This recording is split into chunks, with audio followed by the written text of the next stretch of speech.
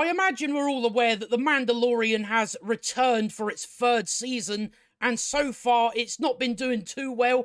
In fact, it's been pretty bad so far. The first two episodes, absolutely horrific. Episode 3, while not being good, at least had something interesting. It at least had someone with what we like to call character traits, whereas when you're dealing with Mando, he's definitely lacking in that department. So that's kind of what you're looking at for season 3, and it's not a matter of it's fell off, it's more of a matter of that it's always been pretty horrific. That's kind of what we've gotten out of The Mandalorian. I guess it's just a bit better than the sequel trilogy, and that's probably why more people gravitated towards this show. But it seems like with season 3, it's not doing too well in its viewership. As The Mandalorian season 3 premieres, viewership is disappointing to Disney, which is, of course, for a lot of reasons. You know, that one of the reasons being the firing of Gina Carano. People are definitely out because of that. You also have, we've been thrown the Book of Boba Fett, we've been thrown ObiWan Kenobi, and people have just, you know, disappeared even further than what it was after the sequel trilogy. So there's a lot of reasons for why this is, but it's not surprising after especially the Obi-Wan Kenobi show, because of that, no one showed up for Andor, which was, you know, pretty good. I will say it was pretty good, but again, no one showed up because of, you know, Lucasfilm just giving them this utter trash. But let's see what the whole story behind this is. But again, it's not surprising. Third-party analytics have revealed The Mandalorian Season 3's viewing figures, but they likely fall somewhat short of Disney's hopes for Jon Favreau and Dave Filoni, as some people like to say, the saviors of Star Wars. Although, looking at Jon Favreau's work as of late, you can tell he doesn't give a shit about any of this. It's all just, you know, a payment. He gets paid for it. That's about it. He doesn't put effort into it. We can tell this just for the fact that Jon Favreau has done good stuff in the past, yet now, you know, he's done his Lion King, garbage from what I hear.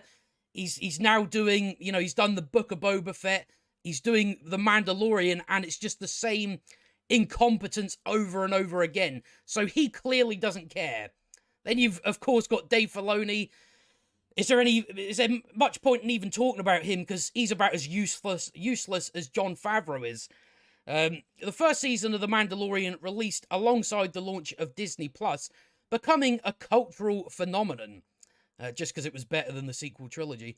Engagement with season 2 was just as high and skyrocketed after a Luke Skywalker cameo in the season finale set the internet ablaze, because that's apparently all we have to do is just dangle Luke Skywalker in front of the audience, even though they've already destroyed him. And people just go, it was so great. You know, Luke Skywalker showed up. No doubt Disney hoped The Mandalorian Season 3 would reach similar heights, but sadly, that doesn't seem to be the case. Again, Book of Boba Fett, Kenobi, pissing a lot of people off with that one. Streaming services don't tend to release viewing figures, because most of the time they're not doing very well. The only time we see streaming services touting their numbers is if it's done well. But other than that, we don't actually have any data on that. It's all just, oh, well, Disney said it. Disney said this show done good. We don't actually have the proper data on it. Meaning third-party analytics are the closest to accurate figures it's possible to get. The Wrap has published data from Samba TV estimating that The Mandalorian Season 3's premiere was watched by just under 1.5 million. As noted by the Direct, this is comparable to other Star Wars Disney Plus TV shows. The Book of Boba Fett premiere was 2% higher. So even the Book of Boba Fett's premiere was higher than The Mandalorian Season 3. This show that, you know, apparently loads of people like and enjoy. You know, although not being particularly good. With just over 1.5 million views, Obi-Wan Kenobi, however, dramatically outperformed The Mandalorian Season 3 by a massive 28%. And then I imagine that was in freefall once the first episode of Kenobi was done.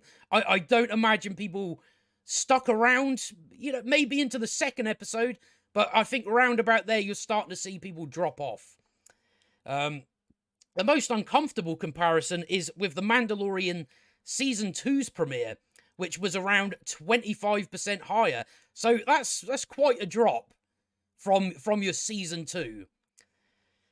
But again, it's just obvious. It's so obvious that the Book of Boba Fett and Obi-Wan Kenobi were the biggest killers in anyone wanting to return. And unfortunately, Andor felt the brunt of that. Someone actually put effort into that, and no one turned up for it because of the absolute just shite that was Boba Fett and Obi-Wan. With these viewing figures in mind, it is worth exploring why The Mandalorian Season 3's viewership is comparatively lower than its peers. It's important to begin by stressing the context. The Mandalorian Season 1's premiere was essentially the flagship show that launched the entirety of Disney+, explaining its cultural impact and high viewership. The Mandalorian Season 2 released mid-pandemic, meaning viewing figures were up because people were under lockdown. The Book of Boba Fett was likely bolstered by the inclusion of a legacy character. And again, they completely destroyed him. In the same way, the return of both Hayden Christensen and Ewan McGregor meant Obi-Wan Kenobi felt like essential viewing. An important part, again, you're dealing with characters that people like, that people love, that people adore. So when you destroy them, that is really, really pissing people off. Realistically, though, Disney will have been hoping The Mandalorian Season 3 would outperform both these shows, performing at the same levels as Seasons 1 and 2. And will be disappointed to see that it isn't the case. It's too soon to say whether these figures are truly significant. However, it's entirely possible viewers plan to binge watch that. Right, well, that's just a cope right there, isn't it? That, oh no, people are just waiting to binge it because that's what people have historically done. When a show comes out a week at a time, generally there hasn't been a thing where, I imagine some people do it, but I don't think overall that's going to play out in, we just get loads of viewers once Season 3 is done. I mean, you're better off watching The Mandalorian week by week. If you were to binge watch it, you would recognize how terrible it is. It'd be even more obvious. And viewership will skyrocket when the season has come to an end. That just sounds like cope to me. When you're just like, no, they're just waiting to binge watch it. Particularly given last season saved its biggest moments for the finale. So while The Mandalorian isn't yet drawing the viewers Disney will have hoped for, things may yet turn around, especially given the strong critical reaction to this latest Disney Plus TV show. So I guess they're talking about The Mandalorian Season 3. Strong critical reaction. Again, as I've said, the first 2 episodes are absolutely horrific. Again, we're doing side quests, and it's just a bunch of dumb shit going on. Episode 3 is not good. It's not good. It's just more interesting. It actually, I find other characters more interesting than the Mandalorian. He's such a dumb idiot. I just get tired of him quickly. So anything that is a change from that, I'm quite happy for. But yeah, Season 3, I don't. It's not going to get any better. We're back to absolute dog shit next week. That would be my guess. But it's not really surprising that Season 3 is not quite bringing in the viewership they would want.